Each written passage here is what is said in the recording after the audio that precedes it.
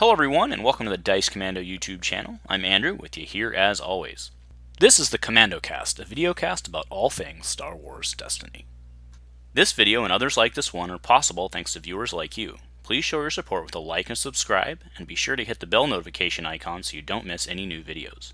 If you want to get involved with the channel, consider becoming a channel member. There are many benefits to channel membership, including access to our Discord, exclusive deck tech and strategy videos, and the opportunity to help create channel content. I want to sincerely thank all our channel members, as I truly couldn't do this without your support. You guys rock. Go Commando. Hello Star Wars Destiny folks, welcome back to Dice Commando and the Commando Cast. So ever since the ARH early cycle update for high stakes, Ki-Adi-Mundi has kind of emerged as a real strong contender for some pretty decent recycling blue decks, renew blue decks, whatever you want to call it. So in honor, I'm wearing a cone for tonight's episode. Let's talk Ki-Adi-Mundi.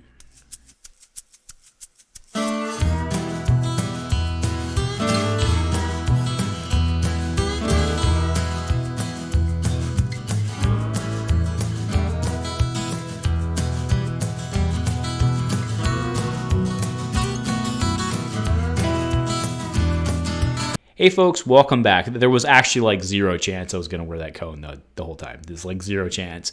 Little failed attempt at comedic effect there. I probably just looked like an idiot. But whatever. Maybe you got a laugh or two. So today I do want to spend some real time today talking about Ki-Adi-Mundi. This guy from High Stakes, he's a real beast. He's real good. He's finally kind of with some of the other stuff that's been removed. He's really been allowed to kind of emerge, I want to say, in all formats, primarily because we had our ARH Infinite format tournament kind of ad hoc last week for Dice Commando.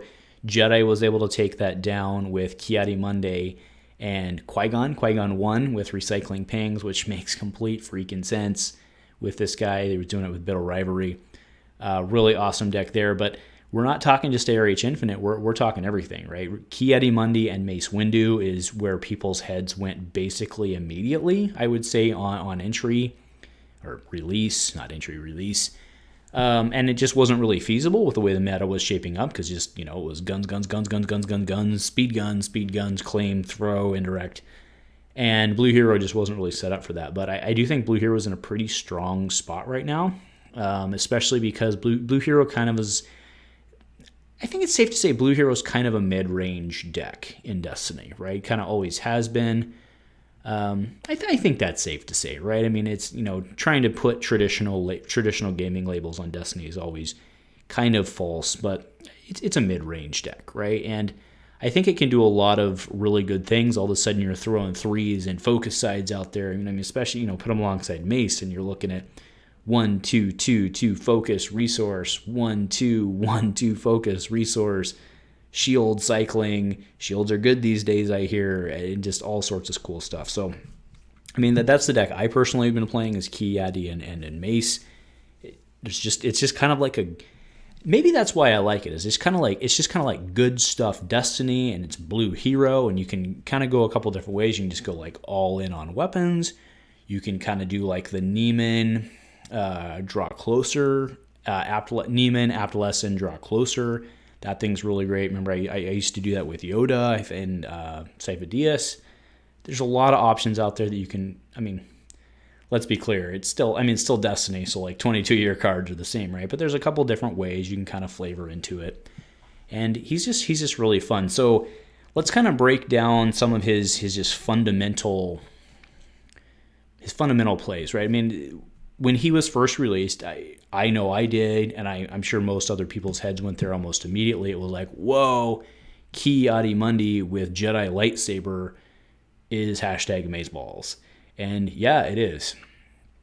Absolutely. Throwing those, so that's a 3 shield drop from a card that you usually use as an overwrite. So you drop it, you get 2 shields. Typically, Jedi lightsaber is an overwrite card, right? It's a ramp card that you overwrite later.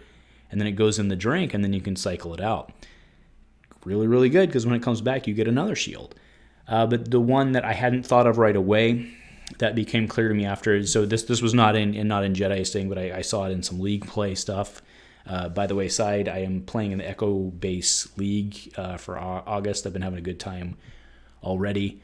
I will say I hate curses. I really despise that curses deck, but That's how some people like to play too. So it's just not my cup of tea, but it's a really, really, really good deck.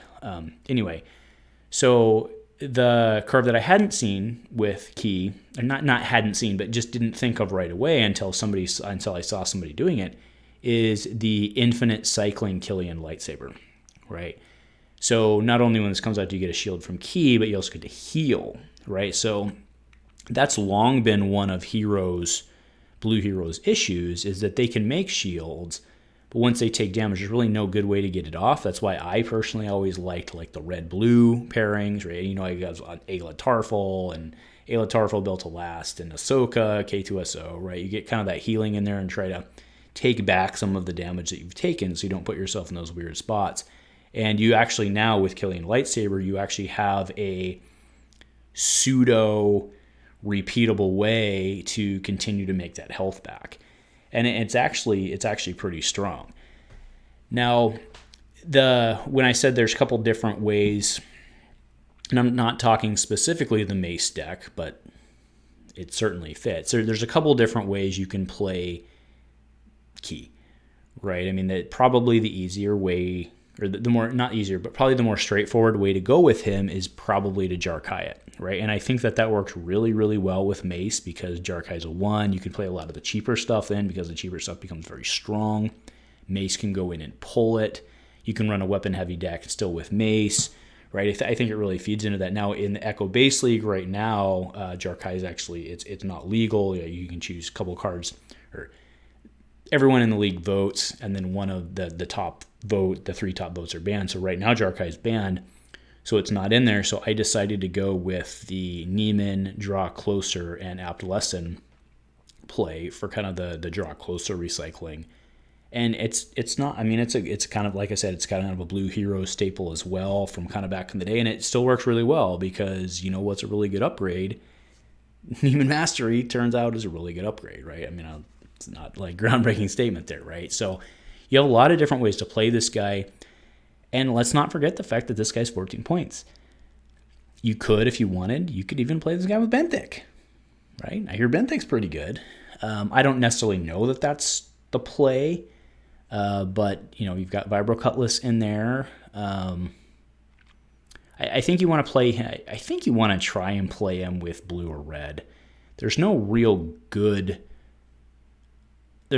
great option for red that I can think of immediately, that I've been able to come up with, I should say. But it will be very interesting to see what happens after the ARH re-legalization of FFG cards. Whenever that happens, what he may be able to pair up with. Also remember that at 14 points, we talked about Mace, but Leia, right? Apprentice Leia is also 16 points, and Ki wanting to play, more expensive stuff kind of fits into Leia's jam. The one drawback there is that Ki wants to play, like Nullify's really, really good with Ki. I mean, there's nothing like pitch. I mean, just at a basic level on turn 1, pitching something to reroll, bringing it back and getting a shield on it and doing what you want to do anyway. I mean, that's a basic, not much value-added play that gets you 1 shield. And Blue Hero's not exceedingly fast as it is, especially in today's meta. So the punishment's not really there, right? So I'm a huge, huge fan of where not only am I a huge fan of Ki as a card, but I'm a huge fan of where he fits in today's meta, because at 14 points, his flexibility is huge, right? He has, we've already talked about multiple partners. There's probably partners out there that I'm not thinking of. Davey DTD was playing a 3-wide with him, or he was playing Hoth Trooper, and I forget. So he's playing Chopper. That's right, it was Chopper, because Abandoned Refinery, right after with the early cycle. Chopper and Abandoned Refinery is a thing, so you can drop mods into the drink, play them from the drink, get shields, use that to ramp. Very, very, very strong deck as well. I mean, Davey T's, we long talk about him as an evil genius. That's right up his alley. And again, at 14 points, right? I mean, he's not that different, for those of you who've played Destiny for a while, he's not that different than the role Plo Koon, I always say that wrong. Plo filled somewhat of the same role, right? And I don't mean in like the Ewok Plo. But Plo was kind of that like ramp, get lots of weapons on the board, gives you lots of options because he's 14. He can pair with different colors and try to do different things. And I think this guy's better than Plo. I mean, aside from like the Ewok thing, like I think this guy's better than that. So that's not what I'm saying necessarily in terms of like performance level, but in terms of utility, I think they're very, very similar. I mean, they're both 14 points, so huge statement there, Andrew, right? But I mean, functionally, hopefully you understand what I'm saying, that they're that blue big. I mean, they're not a big, but like they're a blue mid, right? They're a blue utility mid that gives you what you want. And his two focus side, when you have big lightsabers on the table that you can constantly get, even if you lose them, is no joke. I mean, he's a good character. Like, his dice is strong. But his ability to just pull what you want when you need it, and then pull it again, and then pull it again, is really, really, really good. So I have huge hopes for the future of Blue Hero because of this guy. I want to be too. I don't want to be too aggressive saying the future of Mono Blue Hero because, you know, Riot Batons don't, or what is it? Riot Baton. It's not Riot Baton. Whatever the new Riot Baton is, Security Baton. That's it, right? The Security Baton is no joke either, right? And there's all sorts of stuff like that. But I mean, functionally, you know, blue with Jarkai is pretty good. And if you're playing with Mace, where you can go fetch your Jarkai and a Yoda's lightsaber, you know, you start doing the math on that. With that 6 card, you know, if you play like 12 weapons, most of which are 2s and 1s, and then you can go fetch your 1 that turns all of your 2s into 3s, in terms of dice on the table, I mean, things are looking real good for Ki-Adi. They're looking real good for Blue Hero or Blue Hero Mix, and Ki-Adi-Mundi is a huge part of that. So anyway, that is my piece tonight. I would love to hear other ideas or combos you guys have out there using Mr. Conehead, and see what we've got. Like I said, you know, there's the Davy deck, there's the Mace deck, there's the Leia deck, all sorts of fun stuff. So let me know what you're thinking about this guy. He's really, really fun to play at the very least, because there's actually like some tactical stuff you need to do in there. So highly recommend trying to get this guy on the table.